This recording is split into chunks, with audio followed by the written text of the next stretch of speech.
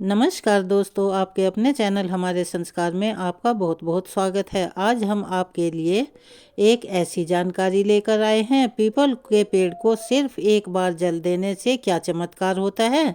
चलिए हम बता रहे हैं अपनी इस वीडियो में, यानी कि अपनी इस कहानी में।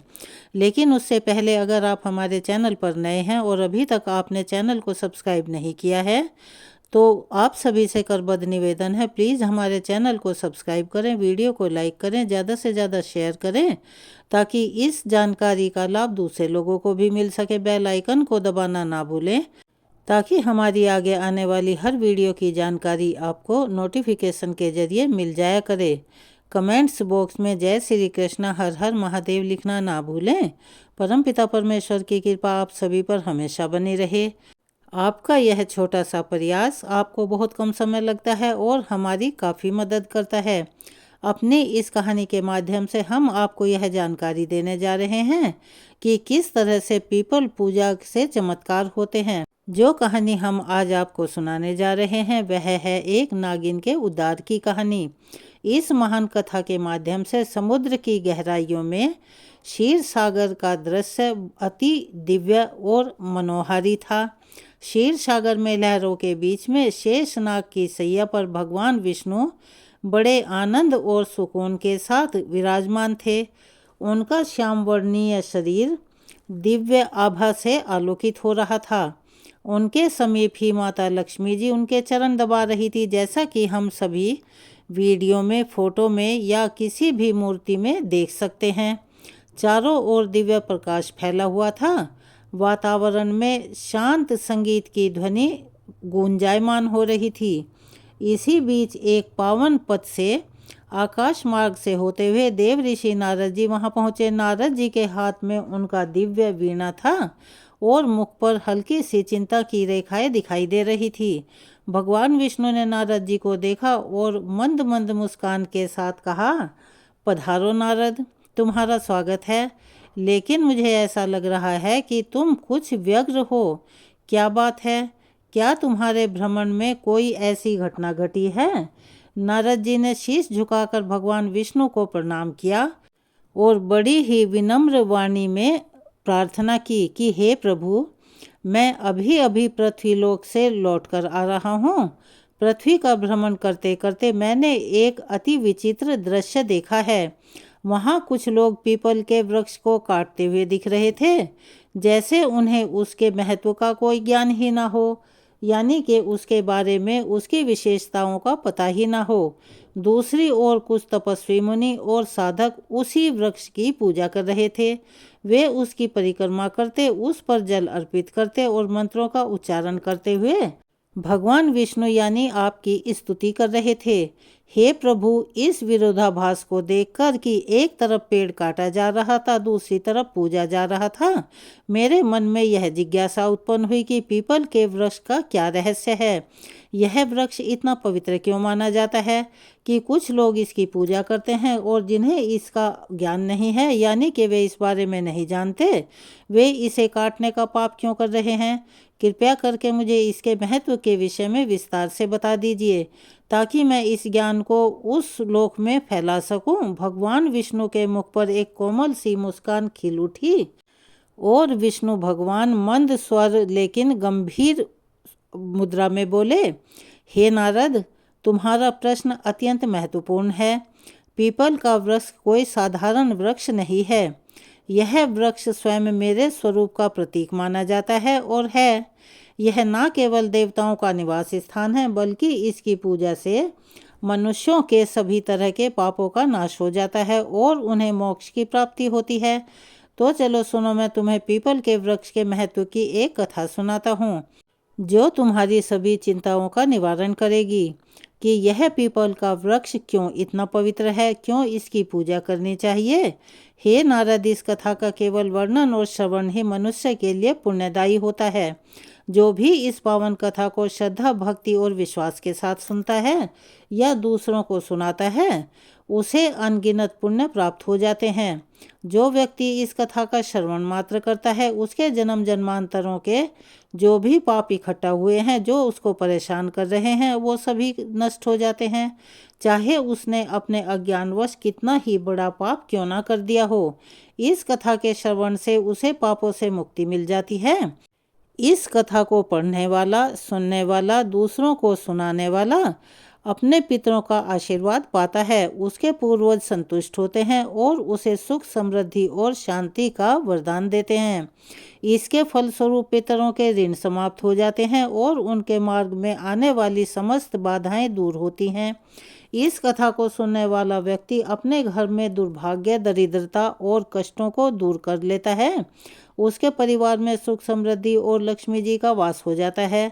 उसका जीवन सदा मंगलमय रहता है। यदि किसी स्त्री पुरुष को संतान सुख की प्राप्ति में बाधा आ रही हो तो वह इस कथा का श्रवण करके पीपल के वृक्ष की पूजा करे तो उसे निश्चित ही संतान सुख की प्राप्ति होगी।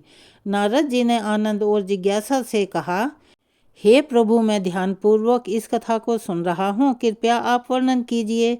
भगवान विष्णु ने तब कहा, हे नारद, प्राचीन समय की बात है। एक अत्यंत गरीब व्यक्ति रहता था जिसका नाम हरिदास था। हरिदास ईमानदार और परिश्रमी तो था ही, लेकिन उसका जीवन बहुत ही कठिनाइयों से भरा हुआ था।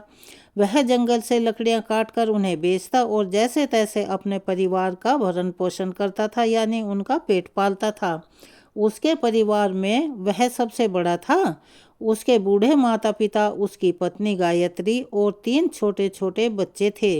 हरिदास दिन रात मेहनत करता रहता था, फिर भी परिवार के लिए वह पर्याप्त धन नहीं जुटा पाता था, ना ही उन्हें भोजन दे पाता था।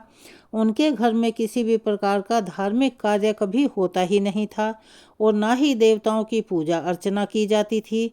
हरिदास को शास्त्रों और धार्मिक महत्व के विषय में कुछ भी पता नहीं था। एक दिन हरिदास हाथ में अपनी कुल्हाड़ी लिए जंगल की ओर जा रहा था। वह सुबह से ही जंगल के एक एक कोने में घूमता रहा। उसे लकड़ियां तो मिलना दूर की बात थी, एक भी उसे सूखा पेड़ नहीं मिला। उसकी थकान बढ़ती जा रही थी और सूर्य अपनी मध्य अवस्था में चमक रहा था, यानी कि दोपहर का समय था। हरिदास को चिंता सताने लगी कि यदि वह आज लकड़ियां नहीं ले गया तो उसके घर में चूल्हा तक नहीं जलेगा। भूख और प्यास से व्याकुल होकर वह जंगल में और आगे चला गया। जंगल का यह भाग अति भयानक था। ऊंचे ऊंचे वृक्ष, घनी बेल और झाड़ियों ने सूरज की रोशनी तक को धरती पर आने से रोक दिया था।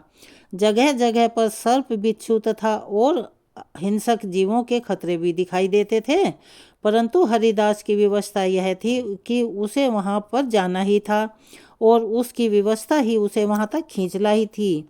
बहुत देर तक घूमने भटकने के बाद अचानक उसकी नज़र एक विशाल वृक्ष पर पड़ी। वहाँ का वातावरण उस वृक्ष की आभा से आलोकित हो रहा था। उसकी शाखाएं इतनी ऊंची थी कि महसूस होता था कि वह आकाश को छू रही हों और उसकी जड़ें धरती को अपनी गहराई से बांध कर रखे हुए थी। यह पीपल का वृक्ष था। हरिदास ने मन ही मन सोचा, अरे वाह, कितना बड़ा और मजबूत वृक्ष है। यदि मैं इसकी कुछ टहनियाँ काट भी लूँ तो आज का मेरा काम बन जाएगा। फिर उसने कुल्हाड़ी को मजबूती से थामा और वृक्ष के पास पहुंच गया।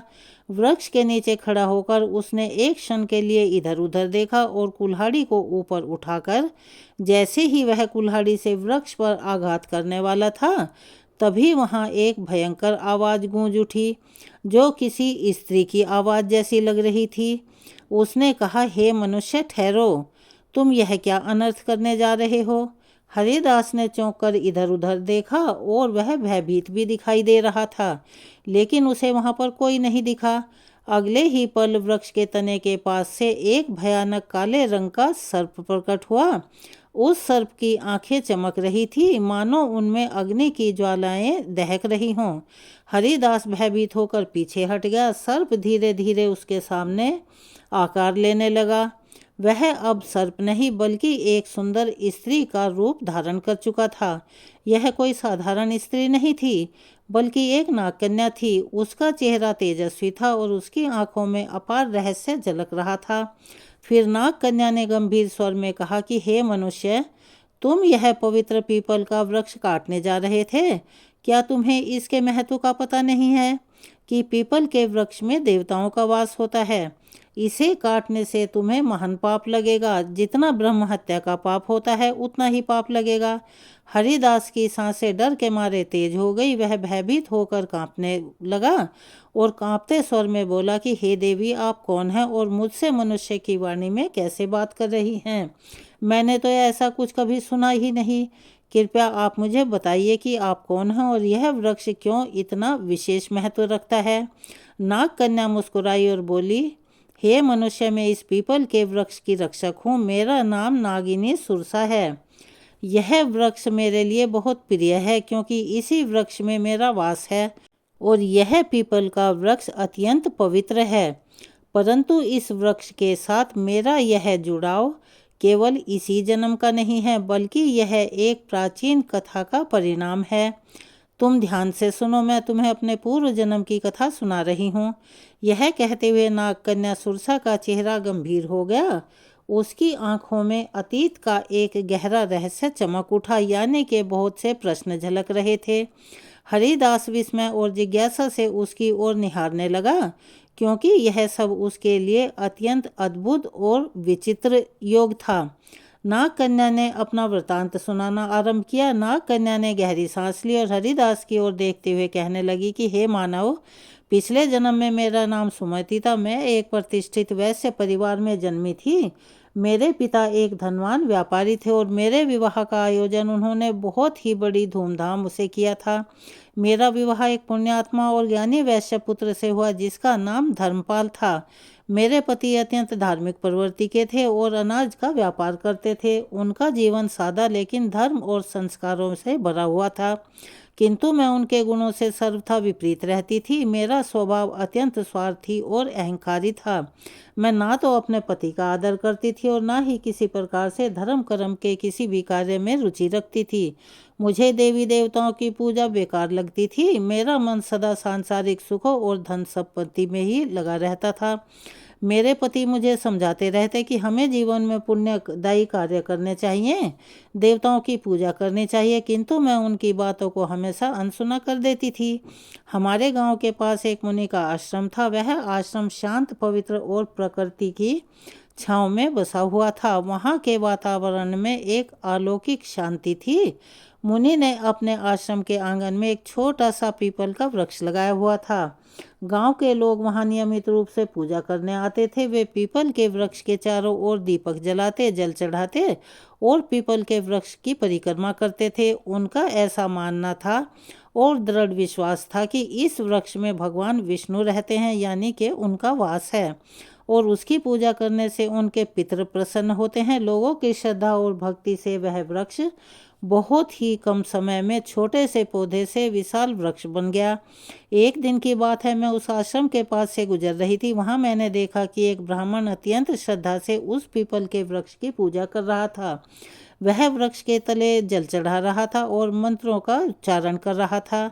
यह दृश्य देखकर मैं वहां जोर जोर से ठाका मारकर हंसने लगी और मैंने कड़वे स्वर में कहा, अरे ब्राह्मण, तुम मूर्खों की तरह इस वृक्ष की पूजा क्यों कर रहे हो? यह तो केवल एक पेड़ है, ना फल देता है ना फूल। क्या यह पेड़ किसी काम का है भी भला? यह व्यर्थ का ढोंग है। तुम्हारी पूजा का कोई लाभ नहीं है। मेरे शब्द सुनकर वह ब्राह्मण अत्यंत शांत भाव से मेरी ओर देखता रहा। फिर वह गंभीर स्वर में बोला कि हे देवी, तुम अज्ञानी हो। तुम्हारा अज्ञान ही तुम्हारे इस व्यवहार का कारण है। क्या तुम्हें इस पीपल के पेड़ का महत्व पता नहीं है? यह पीपल का पेड़ वृक्ष मात्र एक साधारण वृक्ष नहीं है। इस वृक्ष में स्वयं भगवान विष्णु रहते हैं, यानी कि उनका वास है। यह वृक्ष जीवित है और अति पवित्र भी है। इसकी पूजा करने से भगवान विष्णु प्रसन्न होते हैं। इसके तले जल चढ़ाने से पितरों का आशीर्वाद मिलता है और अनेक जन्मों के पाप इस वृक्ष की पूजा से स्वतः ही समाप्त हो जाते हैं। यह वृक्ष मानव जीवन के लिए वरदान स्वरूप है। उस ब्राह्मण की बातों ने मेरे अहंकार को और भी भड़का दिया, यानी कि आग में घी का काम किया। मैंने कड़वे शब्दों से उसका और उस वृक्ष का उपहास किया। मैं क्रोध में आकर उस वृक्ष के पास पहुंची और व्यंग्यपूर्ण स्वर में कहा, देखते हैं तुम्हारा यह वृक्ष कितना महान है। यह कहकर मैंने आवेश में आकर पीपल के वृक्ष को लात मारी। जैसे ही मेरी लात उस वृक्ष को लगी, उसी क्षण एक विचित्र घटना घटी। मेरे पैर से लेकर शरीर के अन्य अंगों में बहुत भयंकर जलन होने लगी। यह जलन इतनी ज़्यादा भयंकर थी कि मेरे लिए असहनीय थी। मैंने देखा कि मेरे शरीर में बदलाव हो रहा है। धीरे धीरे मेरा रूप और रंग बदलने लगा। मेरी त्वचा काली पड़ने लगी और देखते ही देखते मैं एक भयानक सर्पिनी में बदल गई। यानी कि मुझे नागिन का रूप धारण करके मैं वहीं पर चीखने चिल्लाने लगी। मेरा ऐसा हृदय विदारक चीखना सुनकर आश्रम के मुनि वहां पर आ गए। मैं उनके चरणों में गिर पड़ी और रोते हुए मैंने अपनी सारी व्यथा उन्हें बता दी और उनसे विनती की कि हे मुनि, मुझे इस श्राप से छुटकारा दिलवाइए। मुनि गंभीर स्वर में बोले, हे स्त्री, तुमने घोर पाप किया है। पीपल के वृक्ष को अपवित्र करना और उसका अपमान करना भगवान विष्णु के अपमान करने जैसा ही है। तुम्हें तुम्हारे कर्मों का दंड मिला है। फिर मैंने कांपते हुए हाथ जोड़कर मुनि से प्रार्थना की कि हे ऋषिवर, कृपया मुझे क्षमा करें और इस श्राप से मुक्ति का कोई उपाय बतलाएं। अपने पापों के लिए मैं पश्चाताप करना चाहती हूँ। उस मुनि ने गंभीर स्वर में कहा कि हे पापिनी, तुम्हें इस श्राप से मुक्त होने के लिए 100 वर्षों तक इस पीपल के वृक्ष पर निवास करना होगा और इसकी रक्षा करनी होगी। जब 100 वर्ष पूर्ण हो जाएंगे तब तुम्हारे पति यहाँ पर आएंगे और इस वृक्ष पर जल अर्पित करेंगे। उसी दिन तुम्हें इस श्राप से मुक्ति मिलेगी। इतना कहकर मुनि वहां से चले गए। तब से मैं इसी वृक्ष में रह रही हूँ और यह वृक्ष दिनों दिन बढ़ता जा रहा है। मैं दिन रात इसकी रक्षा करती हूँ ताकि कोई इसे हानि ना पहुँचा सके। आज मेरे 100 वर्ष पूरे हो चुके हैं। मैं प्रतीक्षा कर रही हूँ कि मेरे पति धर्मपाल यहाँ पर आएं और इस वृक्ष पर जल अर्पित करें, तभी मुझे इस सर्प योनि से मुक्ति मिल सकती है। यह कहते हुए नागकन्या की आंखों में आंसू आ गए। उसकी आवाज में पीड़ा और पश्चाताप साफ दिखाई दे रहा था। हरिदास यह सब सुनकर वहां अवाक सा खड़ा रह गया और वह समझ ही नहीं पा रहा था कि जो कुछ उसने सुना वह सपना था या सच था। उसके दिल में भय और श्रद्धा का संचार हो रहा था। नागकन्या की करुणामयी कथा सुनकर हरिदास तो जैसे स्तब्ध ही रह गया। उसकी आंखों में आश्चर्य और अविश्वास के भाव तैरने लगे। उसे यह बात समझ में नहीं आ रही थी कि वह स्वयं इस घटना से किस प्रकार जुड़ा हुआ था। तभी एक दिव्य तेज से आश्रम के मुनि वहां पर प्रकट हुए। उनका स्वर गंभीर और आशीर्वाद से भरा हुआ था। मुनि ने हरिदास की ओर देखते हुए कहा कि हरिदास, यह सब तुम्हारे पूर्व जन्मों के कर्मों का ही परिणाम है। क्या तुम जानना चाहते हो कि तुम इस नागकन्या के जीवन में क्या स्थान रखते हो? हरिदास ने विस्मय से मुनि की ओर देखा और कांपते स्वर में कहा, हे ऋषिवर, मुझ पर कृपा करें और मैं तो अज्ञानी हूँ। आप मेरे जन्मों के रहस्य का ज्ञान दें। यह सब यहाँ पर क्या हो रहा है? मैं इस नागकन्या के साथ किस प्रकार से जुड़ा हुआ हूँ? मुनि ने अपनी आंखें बंद की और उनके मुख पर एक गंभीर आभा उभरी। फिर उन्होंने कहना शुरू किया कि हरिदास, सुनो, तुम्हारे पूर्व जन्म की कथा। इस नागकन्या जिसका नाम सुमति है, इसका पति तुम ही थे। उस जन्म में तुम धर्मपाल नामक एक पुण्यात्मा व्यापारी थे। तुमने सुमति से विवाह किया था और उसका जीवन संवारने का हर संभव अपनी तरफ से प्रयास किया था। तुम एक धर्मनिष्ठ और सत्यवादी व्यक्ति थे। तुमने सुमति को सद्मार्ग पर लाने के लिए अनेकों प्रयास किए, किंतु यह तुम्हारे प्रयासों की हमेशा उपेक्षा किया करती थी। हरिदास ने आश्चर्य और अविश्वास के साथ कहा, मैं इस नागकन्या का पति था? मुनि ने मुस्कुराते हुए कहा, हाँ। हरिदास, सुमति ने अपने अहंकार और अज्ञान के कारण पीपल के वृक्ष का अपमान किया था, जिसके कारण उसे इस नागिन योनि का श्राप मिला था। किंतु भगवान विष्णु ने तुम्हारे पुण्य कर्मों के कारण यह नियम बनाया था, यानी कि यह रास्ता बताया था कि केवल तुम्हारे हाथों से जल अर्पित होने पर ही सुमति को इस श्राप से मुक्ति मिल जाएगी। तुम यहाँ तक केवल अपनी नियति के कारण आए हो। तुम्हारा आज यहाँ आना संयोग नहीं है, बल्कि यह विधि का विधान था। सुमति, जो अब तक चुपचाप खड़ी थी, मुनि की बात सुनकर हरिदास के चरणों में गिर पड़ी। उसकी आंखों से अविरल आंसुओं की धार बह रही थी। वह कांपते स्वर में बोली, हे स्वामी, मैं अपने पूर्व जन्म के पापों के लिए आपसे क्षमा मांगती हूँ। मेरे अहंकार और अज्ञान के कारण मैंने आपको बहुत ही दुख पहुँचाया था और इस पीपल के वृक्ष का अपमान किया था। किंतु आज मैं आपसे एक बार फिर से प्रार्थना करती हूँ, कृपया इस पवित्र वृक्ष पर जल अर्पित कर मुझे इस श्राप से मुक्त कर दीजिए। उस नागकन्या की करुण वाणी सुनकर हरिदास की आंखों में करुणा भर आई। उसने नागकन्या के प्रति कोई क्रोध या घृणा नहीं दिखाई, बल्कि उसके हृदय में श्रद्धा और सहानुभूति के भाव जाग उठे। उसने मुनि की ओर देखा और कहा, हे ऋषिवर, मुझे बताइए, मैं इस पुण्य कार्य को कैसे पूरा करूं? मुनि ने कहा, हरिदास, पीपल वृक्ष के पास ले जाकर उससे कहा, वत्स, इस वृक्ष पर श्रद्धा से जल अर्पित करो और भगवान विष्णु का स्मरण करो। इससे तुम्हारे पूर्व जन्म के बंधन समाप्त हो जाएंगे और सुमति को भी मुक्ति मिल जाएगी। हरिदास ने पास रखे कलश से जल भरा। वह पीपल के वृक्ष के सामने खड़ा हुआ और अपने मन में भगवान विष्णु का ध्यान करते हुए जल अर्पित करने लगा। जैसे ही उसने जल की धार पीपल की जड़ों पर चढ़ाई, एक अद्भुत घटना घटी। पीपल वृक्ष के नीचे एक दिव्य प्रकाश फैला और नाग कन्या का सर्प रूप धीरे धीरे समाप्त होने लगा। उसकी स्थान पर एक सुंदर तेजस्वी स्त्री प्रकट हुई। उसका चेहरा चमक रहा था, मानो वह स्वयं एक देवी हो। सुमति ने हाथ जोड़कर हरिदास और मुनि को प्रणाम किया। सुमति ने कहा, हे स्वामी, आपके पुण्य और भगवान विष्णु की कृपा से मुझे आज इस अभिशाप से मुक्ति मिली है। मैं आपके प्रति कृतज्ञ हूँ। स्वामी, आपने न केवल मेरे पापों का प्रायश्चित करवाया है, बल्कि मुझे मोक्ष के मार्ग पर ले आए हो। मुनि ने आशीर्वाद देते हुए कहा, हे सुमति, अब तुम स्वर्गलोक को प्रस्थान करो। तुम्हारे इस श्राप का अंत हो चुका है। भगवान विष्णु तुम्हें आशीर्वाद दें। सुमति ने एक बार फिर पीपल वृक्ष की परिक्रमा की और वहां से दिव्य प्रकाश के साथ स्वर्गलोक को प्रस्थान कर गई। इस घटना के बाद हरिदास के जीवन में बड़ा बदलाव आया। उसने पीपल के वृक्ष की महिमा को समझ लिया और प्रतिदिन उसका पूजन करने लगा।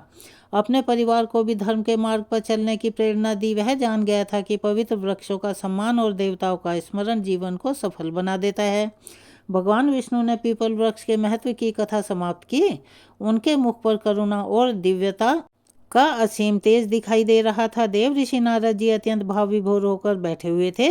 उन्होंने भगवान विष्णु की स्तुति करते हुए कहा, हे प्रभु, आपने पीपल वृक्ष का महत्व और उसकी महिमा और यह कथा सुनाकर मेरी जिज्ञासा शांत की। मैं तो धन्य हो गया। इस कथा से यह साफ हो गया कि मनुष्य अपने अज्ञान और अहंकार के कारण ही पापों के मार्ग पर चलता है, किंतु आपकी कृपा से ही उसका उद्धार संभव है। यह वृक्ष न केवल पवित्र है, बल्कि स्वयं आपका दिव्य स्वरूप है।